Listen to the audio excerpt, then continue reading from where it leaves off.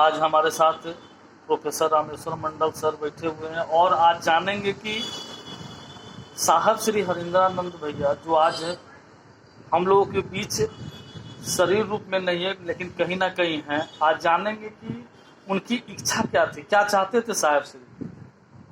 हमारे साथ परिचय देते हुए सर बताएंगे। अपना परिचय देना। अपना परिचय देते हुए। हाँ, मेरा नाम प्रोफेसर रामेश्वर मंडल, अध्यक्ष शिवतीर्थ परिवार। साहब के द्वारा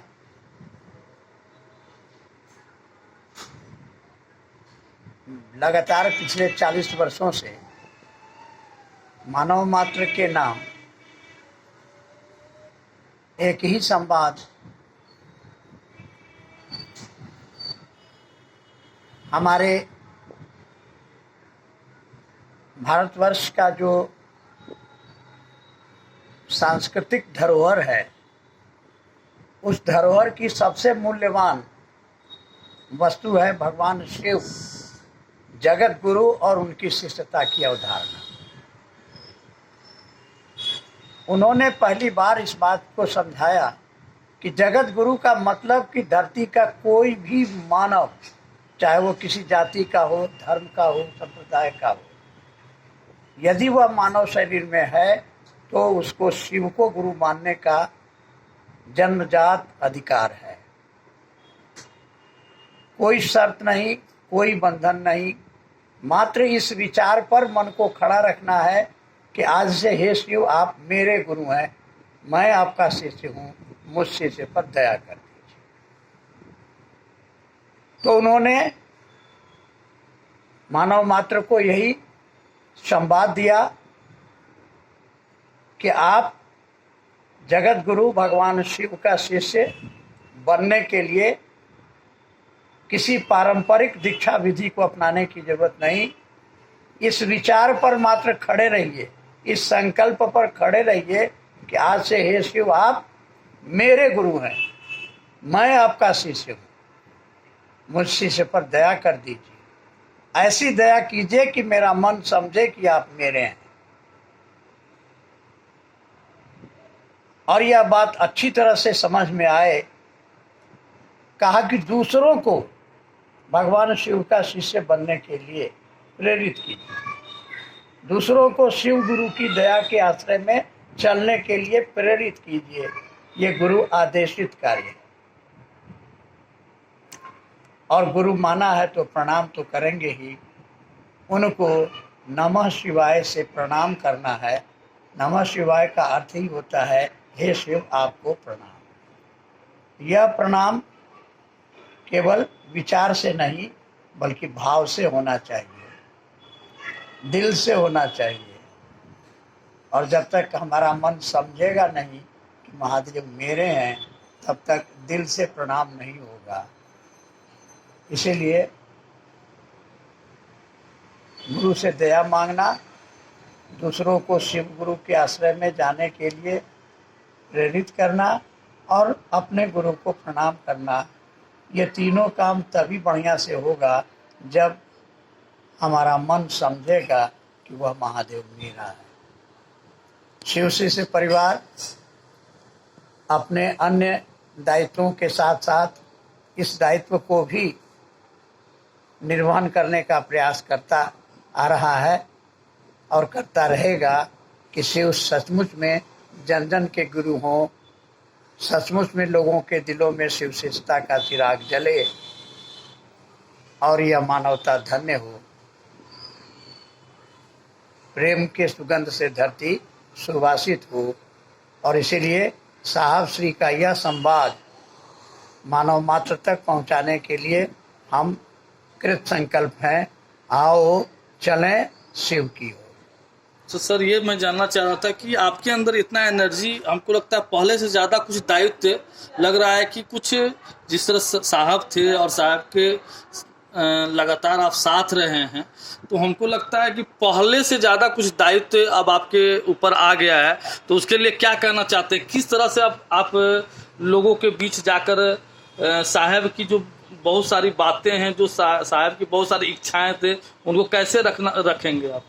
साहब की एक ही इच्छा थी, और वो इच्छा थी कि एक एक व्यक्ति के दिलों में शिव शिष्यता का चिराग जलाना है।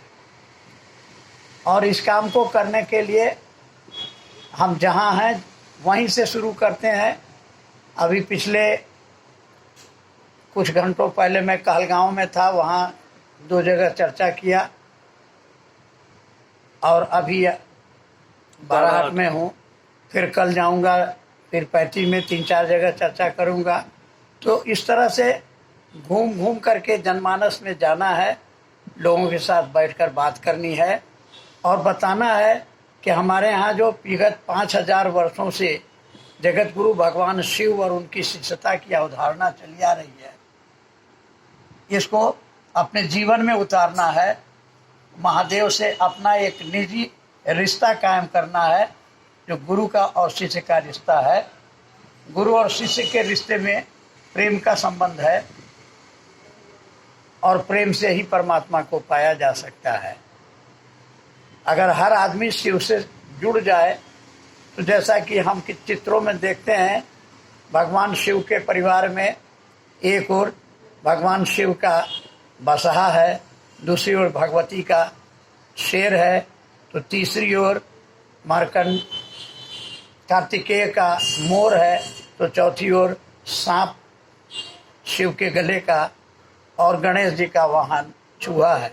ये आपस में सभी एक दूसरे के जन्मजात शत्रु हैं, लेकिन शिव प्रेम के धागे में इस कदर बंधे हुए हैं कि आज तक कभी नहीं सुना गया, न देखा गया कि शेर ने बसहा पर आक्रमण किया हो, या मोर ने सांप को खाने की कोशिश की हो, या सांप ने चूहे को खाने का प्रयास किया हो। तो ऐसा ही एक आदर्श मानव समाज बने जहाँ मनुष्य मात्र प्रेम से रहे।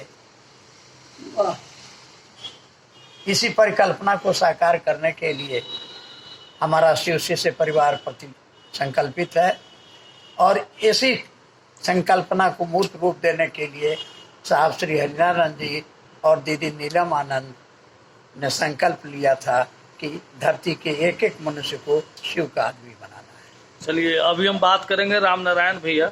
आप बताइए कि आपको लगातार हम व्हाट्सएप के माध्यम से, फेसबुक के माध्यम से देखते हैं, गुरु कार्य इतना शक्ति आपके अंदर जो आती है, कहीं ना कहीं अपार दया साहब श्री की है, गुरु की दया है। तो कैसे काम करते हैं, किस तरीके से, क्या संदेश देना चाहते हैं?